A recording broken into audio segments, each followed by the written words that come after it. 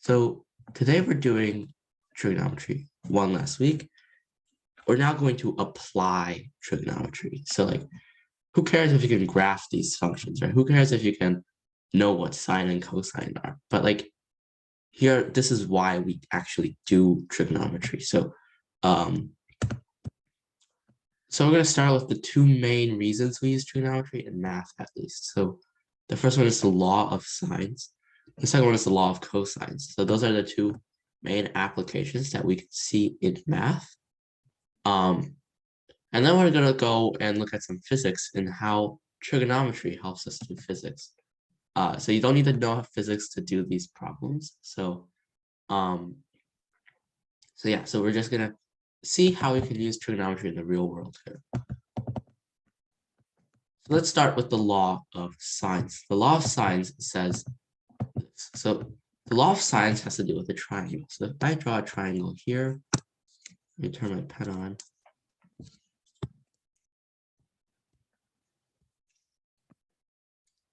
Doesn't seem to work. Let me try again. There we go. So we have a triangle A, B, C. And how we usually label triangles is we write capital letters for the vertices, and then we write lowercase letters for the sides that are opposite those. So side lowercase a is opposite this angle A. It's on the opposite side. This is side lowercase b, and this is side lowercase c. This is how I just label it. So if we have this triangle here, this is the law of sines, and this is always true. The sine of any angle in this triangle, like if it was b, the sine of b over its opposite side, little b, is a constant. So no matter what pair of angle and opposite side you choose, it's going to be the same ratio. Okay, so this is the law of sines. It's very helpful because it can help you find missing parts of a triangle. So let's just use an example here. Well, let's say I had a triangle where I say this is 28 degrees and this side is 5. And I have this angle, which is 15. I want to find this side length. With the law of sines, I can. So this is just an equation. We can use the ratio between any angle, the sine of any angle, over its opposite side. It's the same value no matter what pair we choose. So if we choose this pair, we have sine of 28 over 5. This has to equal to the ratio between sine of 15 and its opposite angle, which is the one we want to find. Let's say this is x. This is side length x. So if we just solve for x here, just cross multiply. X equals 5 times the sine of 15 over the sine of 28. Use my calculator and try to find that real quick. That would be sine of 15 over sine of 28 times 5.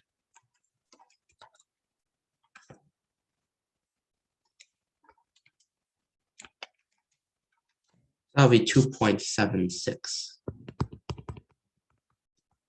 See, it kind of makes sense, right? Because if you have a smaller angle opening, then the opposite side is expected to be small. Okay. So the law of sines can help us find missing side lengths in a triangle because the ratio between the sine of an angle and its opposite side, the length of the opposite side, is a constant no matter which pair you choose. We can set equations to relate these together, and that's how we solve for x. So you might be wondering, why does this work? Well, that is your task in the homework. So if you want to know why this works, do the homework. Here are 2 problems. It should not be too long. So I'll give you 3 minutes. So you can round these things to the nearest 10th.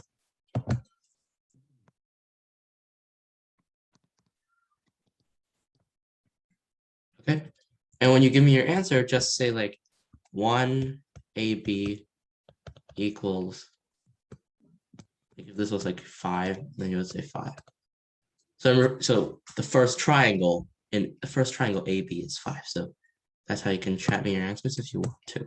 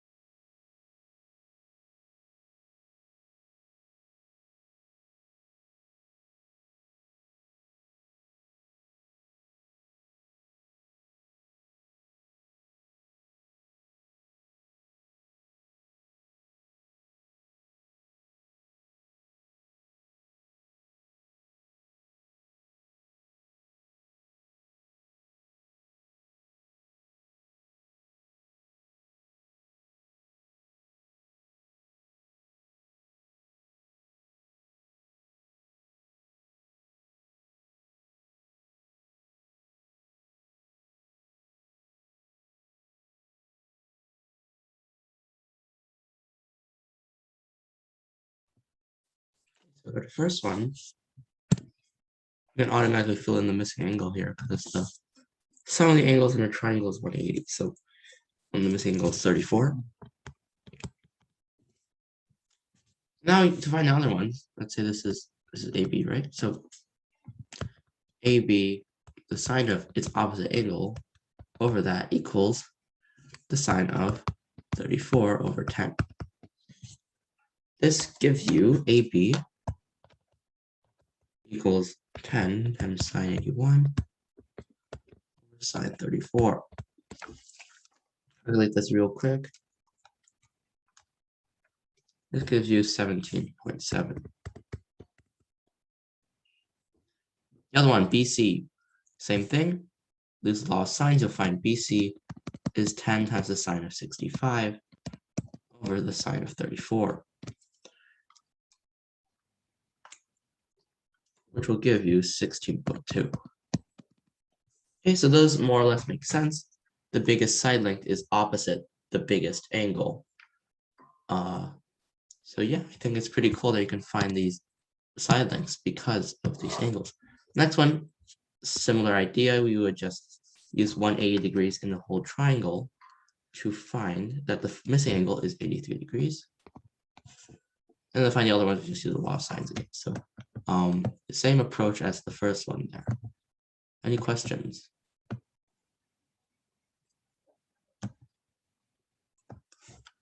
Yeah, I don't think we ever have questions. So I'm not sure if you guys don't understand what I'm talking about, or if it's like you're all good, or so.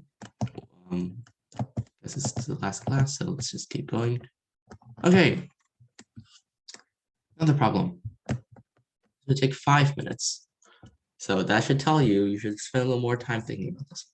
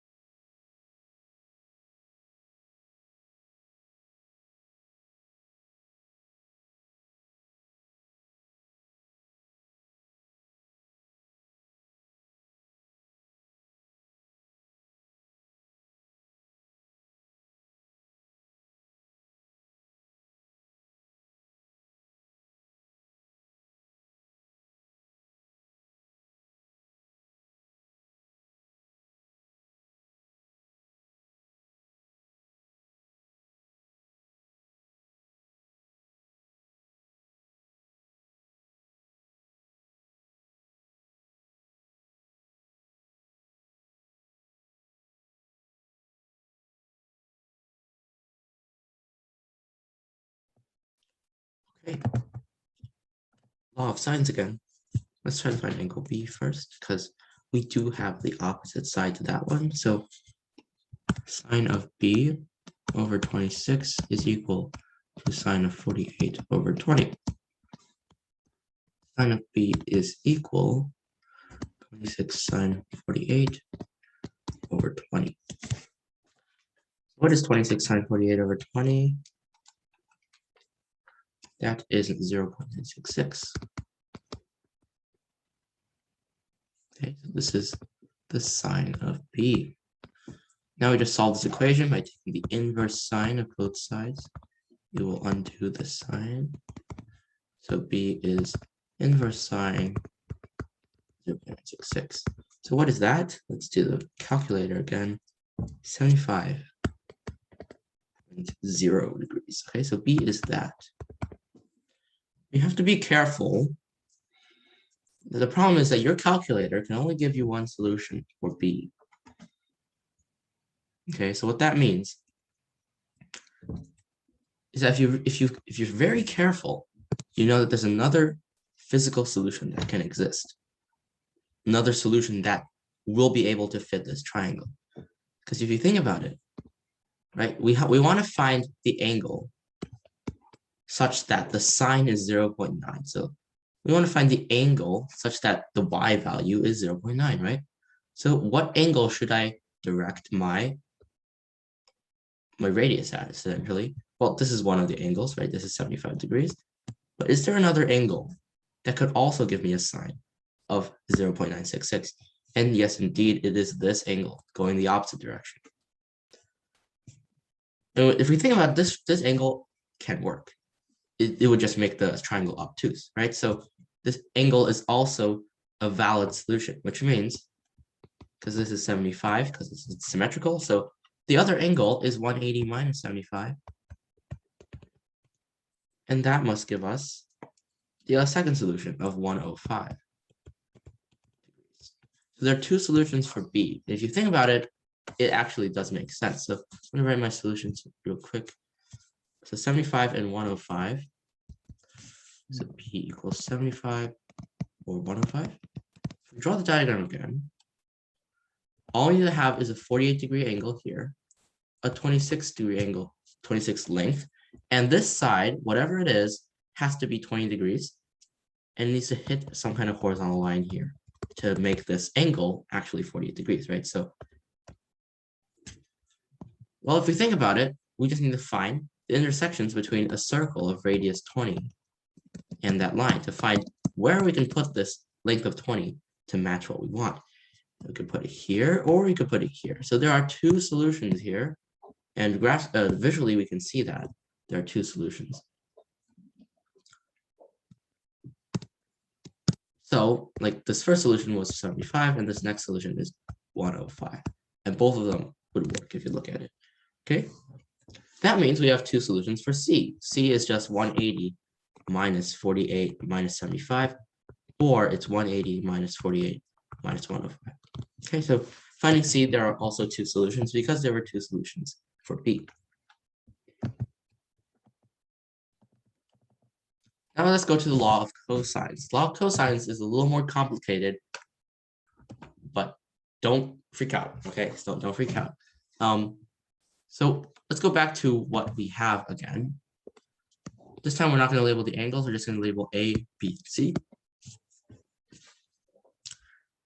And theta, angle theta would be this. To make this, so this equation applies to this diagram. So what this equation tells us is that the opposite side of some angle squared, which is C, is equal to the adjacent sides, each squared, minus 2 times A times B times the cosine of that angle. Okay? So the opposite side, let me say it again. If we have an opening where we know the angle, we know how far it goes on both sides. We want to find the distance between the gap. The distance between the gap is equal to this squared plus this squared minus 2 times this times this times the cosine of the opening. Okay, so if you think about it, this looks a lot like the Pythagorean theorem. It would be the Pythagorean theorem if we just didn't have this term, right? So, but this kind of makes sense, right? Because if this angle was 9 degrees, theta is 90, it would be the Pythagorean theorem, right? We would know that this is a squared plus b squared square rooted. If you think about it, this formula is just the Pythagorean theorem, but more general. You can apply it to more stuff. Because if theta was 90, we all know that cosine of 90 is 0, so this whole term disappears, which means all we're left with is the Pythagorean theorem. So the Pythagorean theorem is a special case of the law of cosines. So if you think about it, this formula is actually just the Pythagorean theorem, except the Pythagorean theorem told you you can only use it with the right triangle. This, you can use it with any triangle. Cosines. Okay, so a good way to remember this is just say, oh, we have the Pythagorean theorem. We just need that minus this little term, 2ab cosine theta. So to reiterate, A and B are the adjacent sides to this angle theta, and C is the opening, the gap between them. Okay.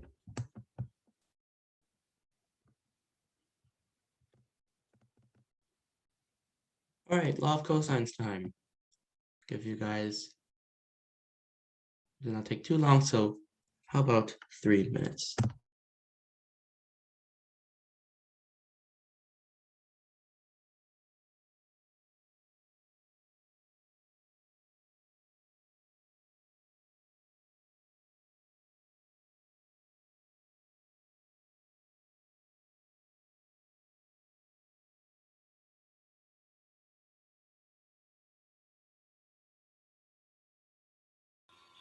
Colin, I can't see the first angle clearly in the first triangle on the left. What's the angle? Angle is 91. Okay. You guys can see it? It's a little small. If I spotlighting myself, that works.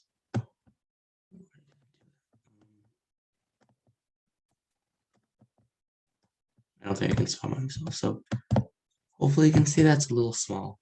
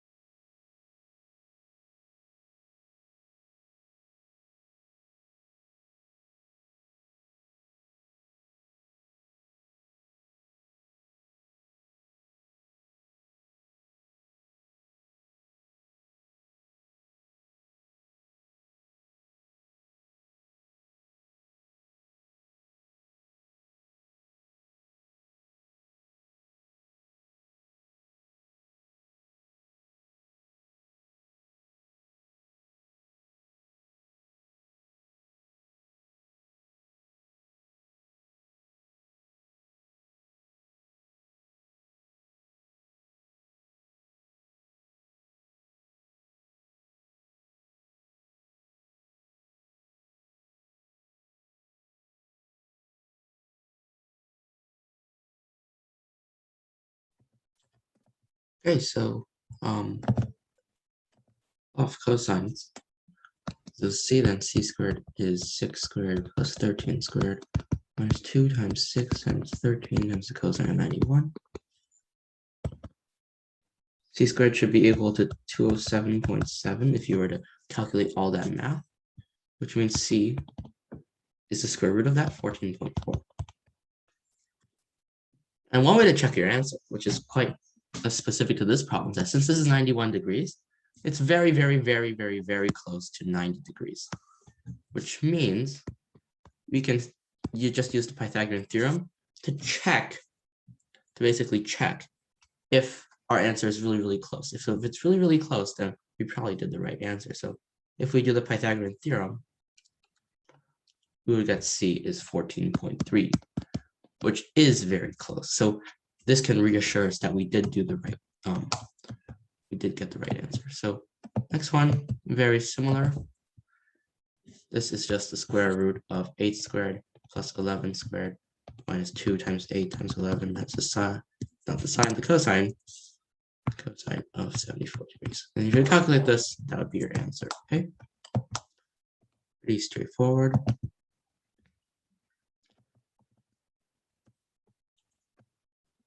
Okay, this problem should take 5 minutes.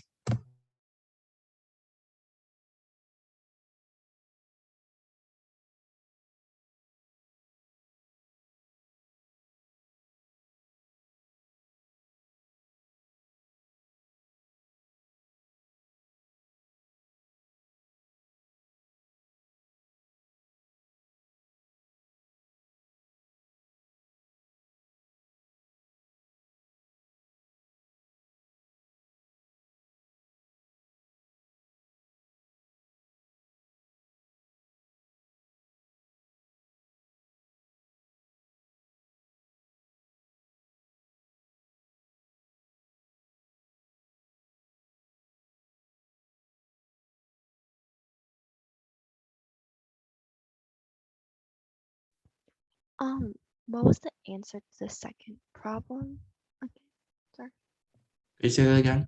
What was the answer to the second problem last slide? Okay, I'm gonna have to check that real quick. I'll chat you the answer, okay? Thank you.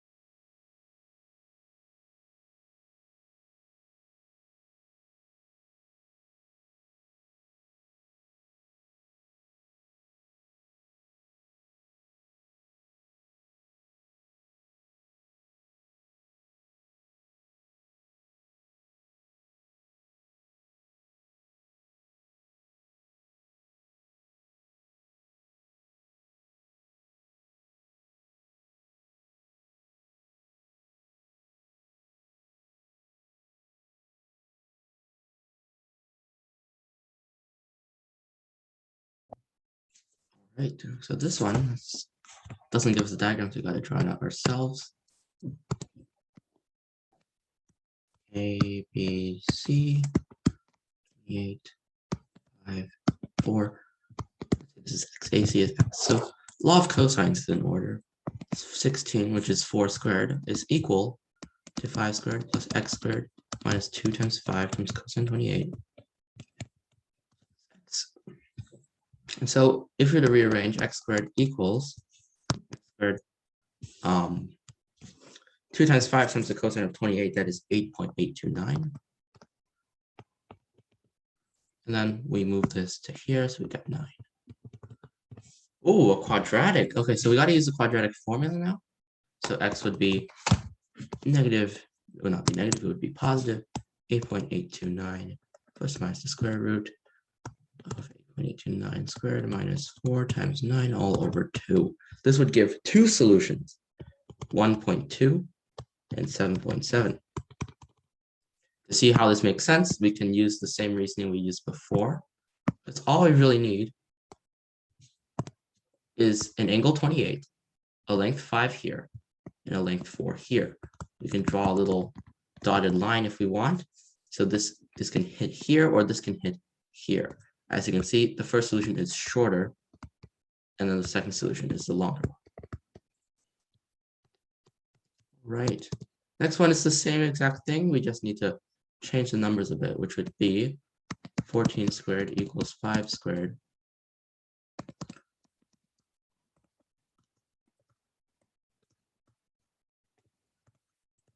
All right, so another quadratic, and then you would just solve that. Right? Cool. Now, what we will do is we will skip that. That is pretty trivial. So physics applications. Okay, so if you don't like math, I don't know why you're here, but if you happen to not like math, then maybe physics is your thing. So let's do these problems real quick.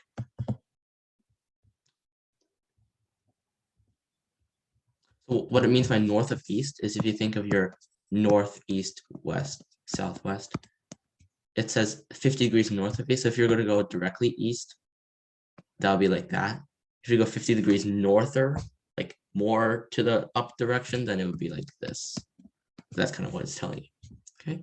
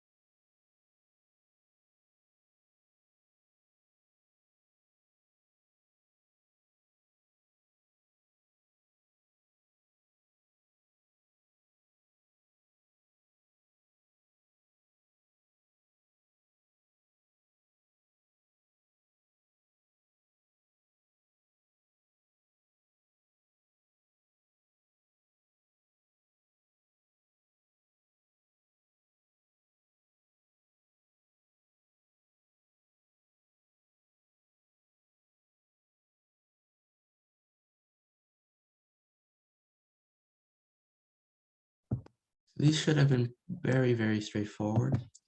So if you were traveling at 50 degrees, your northern component would just be 5 sine 50. Your eastward component would be 5 cosine 50. Okay. If you really want to know what those exactly are, it would be upwards for 3.83 and rightwards for 5 times cosine 50, which is 3.21. This one, very, very similar. So if we're going west, south of west means we're 20 degrees souther, more to the south. So this is like 20 degrees. and he's going at 6, which means they're going downwards at 6 sine theta, 6 sine of 20, which is 2.05, and then they're going to the west at 6 cosine theta, which is 5.64. Okay, so let's write those down real quick. Make sure you have those numbers because we're going to use those for the next part of this problem, which is on the next slide. So write down those numbers real quick. I got to write them down too.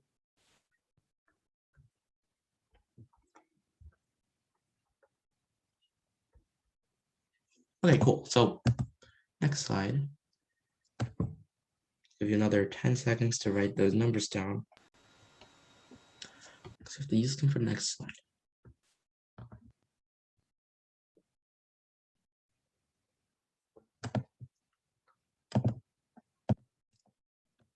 This is kind of like a two-part problem, but I couldn't write all of them on the same slide. So that's why. Okay, so the same problem, you're still traveling 5 meters at 50 degrees north. Your friend's still going in the same direction. So in your frame of reference, at what speed and in what direction is your friend traveling? What this kind of means is that in your frame, how fast is your friend going? Because like, let's say you were on a train. The train is going forward at 10 meters a second, okay? If there was like a table on the train and there was like a cup, you would say, oh, the cup is not moving, right? Let's say that the train, all the windows were blinded. They're all blacked out. You can't see what's going on outside. You would say, oh, the cup it's not moving. So you would say, in your frame of reference, the cup is 0, not moving. But if your friend was sitting outside and they saw the train going forward, the train's going at 10 meters a second, the cup is also doing that. So when your friend looks at it, he says, oh, 10 meters a second, or she, right? So it's just like different reference rates. So that's what it's talking about. You want to find your friend's speed in your reference frame.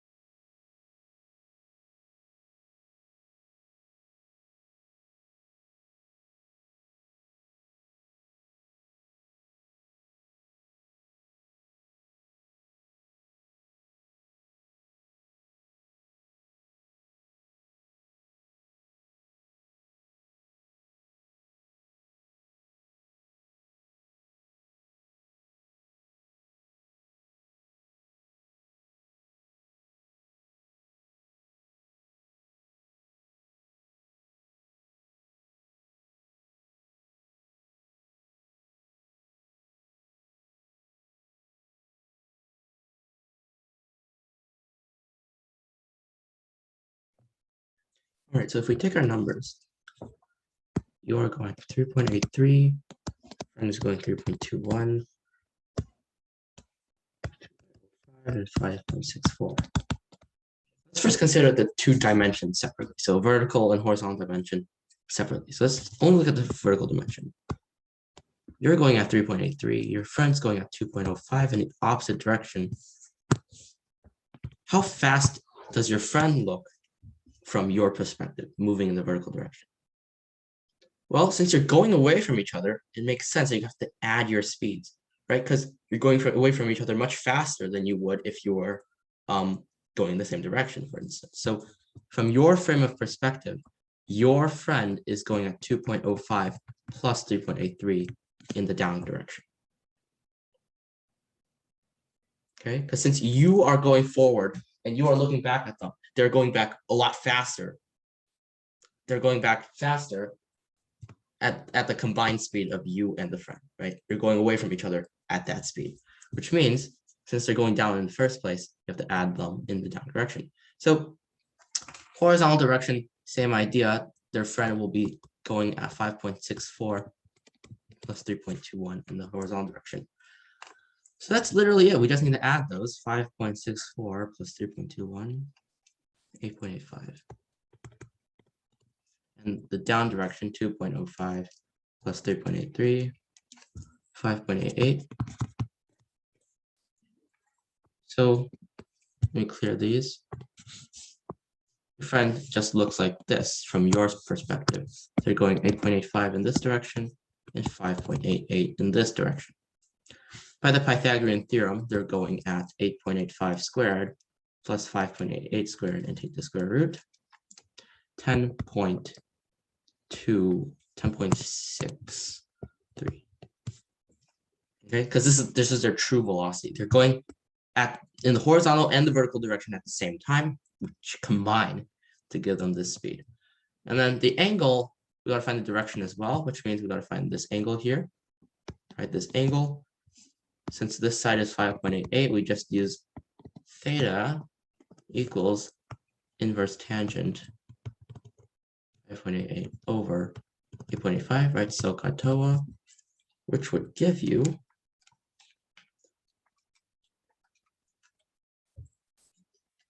theta is 33.6. So 33.6 degrees south of west.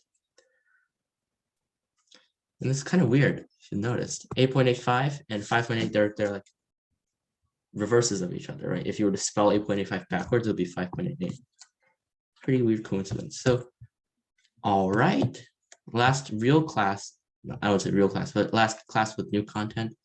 I'll see you next week for the countdown round as our final class for this year. See ya.